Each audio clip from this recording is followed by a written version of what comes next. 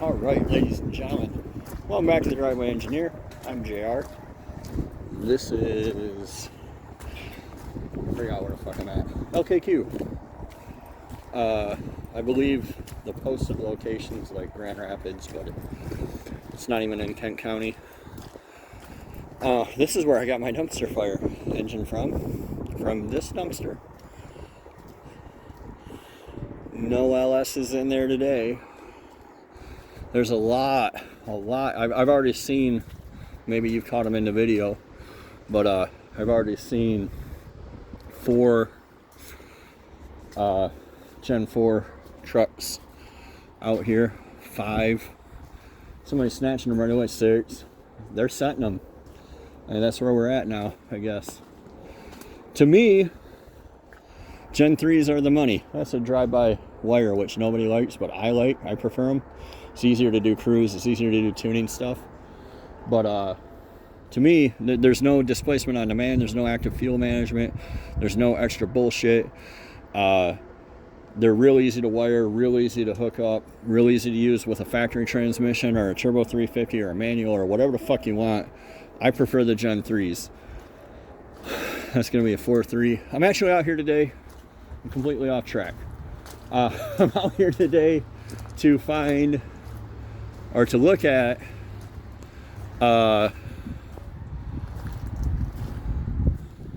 OBS Fords. Somebody on one of the groups, and there's a lot of Gen 4 stuff. That one's melted. I wouldn't take that one.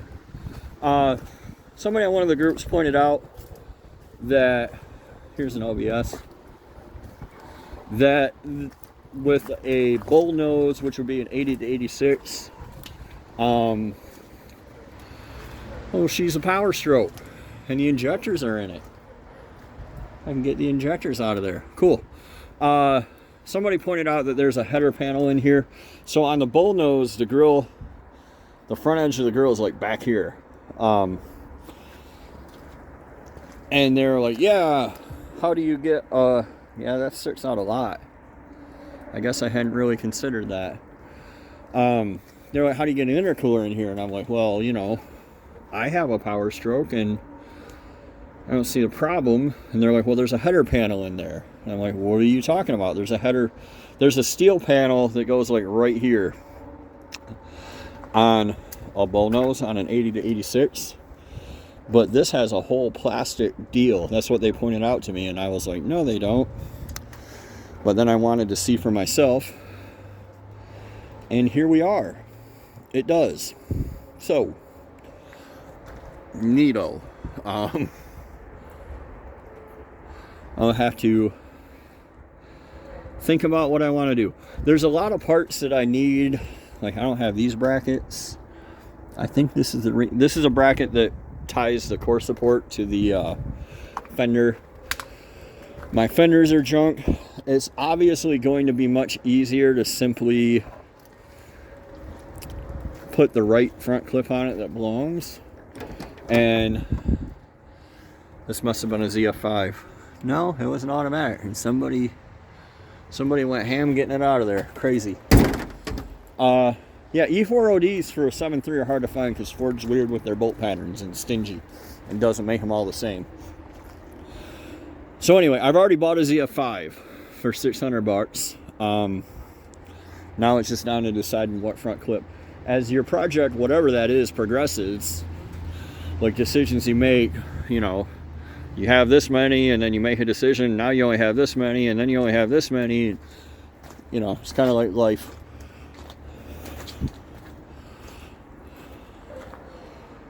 These Gen 4 engines are hitting the yard. Is this a Denali?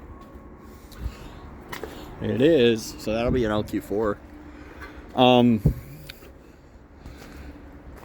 I'm getting down to the point where I'm kind of ready-ish to start making some decisions on, you know, the truck's ready to go back together. It's getting ready to go back together, I guess I should say.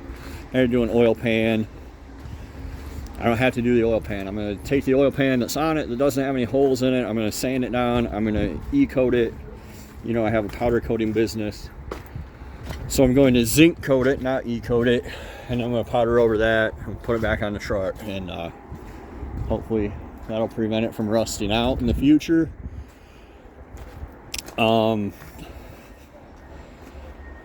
Gen 4 avalanches just don't last.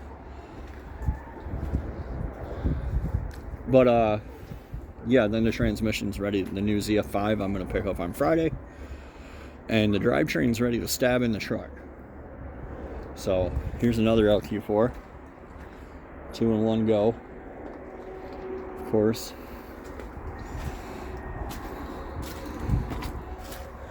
Then I have to decide. At that point, I'll be down to deciding about what I need to do, what I want to do with the front clip. And I don't have an intercooler on Marv right now, and I have no plans to put one on it, but it may decide for me that it needs one.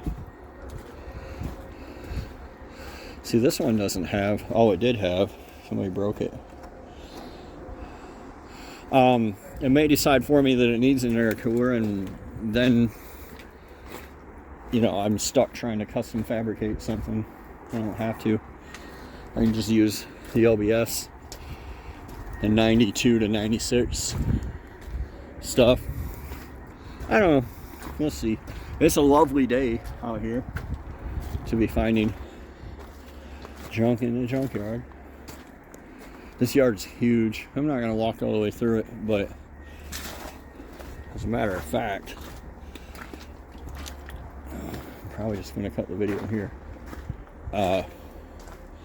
Plenty of stuff out here, always in the junkyard. It's 36 degrees and raining. And I'll show you. I don't even have a coat on. You know, whatever. Like I always say, you gotta want it. I can't want it for you.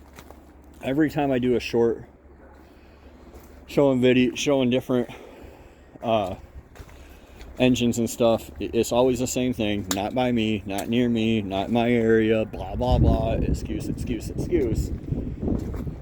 the truth is, they're everywhere, and there's plenty, and it is in your area, and people just have excuses.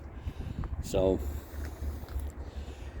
you know, there's not much I can do to make people want their dreams to come true, you know, if they don't want to. If you want to sit at home and make excuses, I can't stop you. Anyway, tell me what you guys think. Would you rather see the 80 to 86 front clip on Marv or the 92 to 97? The 92 to the 97 definitely get it back on the road together quicker. There's no real gain other than I think it looks cooler personally, but let me know. Thanks for watching. We'll see you next time on The Driveway Engineer.